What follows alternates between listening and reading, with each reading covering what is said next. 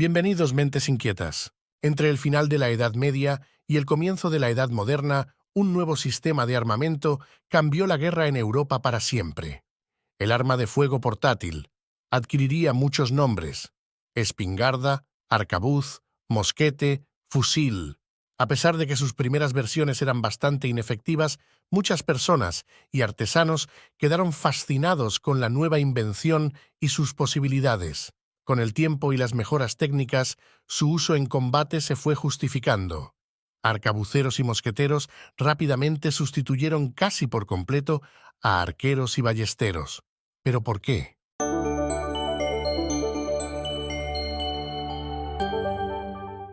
Las armas de fuego se convirtieron en el arma a distancia predominante en los campos de batalla europeos a partir de mediados del siglo XVI, y con ellas cambió por completo la forma de combatir.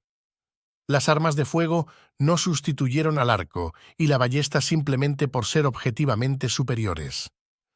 Hay dos consideraciones principales que hicieron al arma de fuego prevalecer sobre las demás.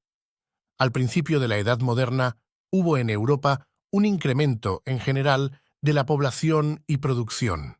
Al mismo tiempo, la población de las clases sociales tradicionalmente marciales, como los nobles, caballeros y hombres de armas, se estancó, por lo que se hacían insuficientes para defender a la creciente población general. Para defender a más gente, hacen falta más recursos al fin y al cabo. Esto creó una demanda de sistemas de armas que requiriesen menos entrenamiento y, por lo tanto, permitiesen armar una fuerza mayor en poco tiempo. Con estas condiciones, dos armas sobresalieron sobre las demás: la pica y las armas de fuego. A pesar de que requerían entrenamiento, especialmente en grupo, cómo luchar en formaciones todos los soldados juntos y cómo moverse manteniendo la formación. No necesitaban que el soldado estuviese habituado a su uso desde su infancia, como si era necesario, por ejemplo, en el caso del arco largo o la lanza de un caballero. En la época, se consideraba que una quincena era suficiente para preparar para el servicio de armas a un piquero o a un arcabucero, siendo el mínimo para un piquero 6 días. Esos 15 días son una inversión muy pequeña de tiempo en comparación a los años de entrenamiento que hacían falta para perfeccionar las habilidades de un caballero o un arquero. El segundo factor que impulsó la adopción de las armas de fuego fue el avance tecnológico que sufrió la forja de armaduras. Sin embargo, lo difícil de su manufactura las hacía enormemente costosas. Por ello, muy pocos combatientes se podían permitir las de mejor calidad. Aún así, armaduras más mediocres eran complicadas de penetrar por arcos y ballestas. Solo los arcos de guerra y ballestas más poderosos podían lograrlo, pero a distancias muy cortas y siempre con un ángulo de impacto perfectamente perpendicular, ya que si no el tiro era desviado por la armadura. Por el contrario, las armas de fuego no están limitadas a la fuerza del usuario que las maneja, como si es el caso de un arco o ballesta. En experimentos modernos que comparan la energía cinética de los proyectiles, se constata que una flecha disparada con un arco por una persona muy fuerte podría alcanzar entre 130 y 150 julios. Una ballesta alcanzaría los 200 julios, y en contraste la bala de un arcabuz podía abandonar el cañón del arma con una energía de entre 2.700 y 3.100 julios. Incluso una pistola, mucho más pequeña que un arcabuz, podría alcanzar los 1.000 julios de energía cinética. Las implicaciones de estos datos son debatibles, ya que es difícil interpretar y trasladar estas cifras a la eficacia del arma, debido en gran medida a la complejidad de la balística, que estudia la trayectoria del proyectil una vez ha salido del arma hasta que impacta en su objetivo. Esto se debe a que las balas redondas empleadas en la época tienen una mayor fricción con el aire que una flecha, que ejerce poca resistencia al mismo al ser más fina su punta y, por lo tanto, aerodinámica. Por ello, las balas redondas pierden energía mucho más rápido. Esto implica que la bala de plomo disparada por una pistola a 200 metros no podría hacer mucho daño, cuando un arco sí podría a esta distancia. Sin embargo, a corta distancia, una bala de pistola si podía esperar penetrar una armadura y una flecha o virote no. Asimismo, un mosquete si puede penetrar una buena armadura a distancias mucho mayores de incluso 150 metros, una armadura mediocre a 350 y acabar con un hombre sin armadura a 500. Esto superaba a un arco por mucho. A todo esto hay que añadir que las balas redondas de plomo de la época causaban mucho más daño que una flecha a quien sufría el impacto. Test realizados en gel balístico indican que una flecha de acero endurecido, disparada a 100 metros, habría creado una herida con una cavidad de 45 centímetros cúbicos. Por el contrario, una herida creada por una bala de plomo de la época, disparada a la misma distancia, generaría una cavidad 3 veces mayor, con la capacidad de lesión que eso conlleva. A 9 metros esta diferencia en la cavidad es incluso mayor, siendo la de una bala de plomo hasta 8 veces más grande que la de una flecha. Cuando un hombre sufría el impacto de una bala disparada por un arcabuz, era muy difícil que pudiera continuar en el combate. En cambio, hay numerosos episodios históricos donde un combatiente ha continuado luchando con varias flechas o virotes clavados. Sin embargo, las armas de fuego tenían sus desventajas también. En términos de precisión, un arcabucero no podía compararse a un buen arquero a larga distancia. En la era de oro de los arcos largos ingleses, los arqueros tenían como requisito darle a un objetivo de 45 centímetros a una distancia de 200 metros.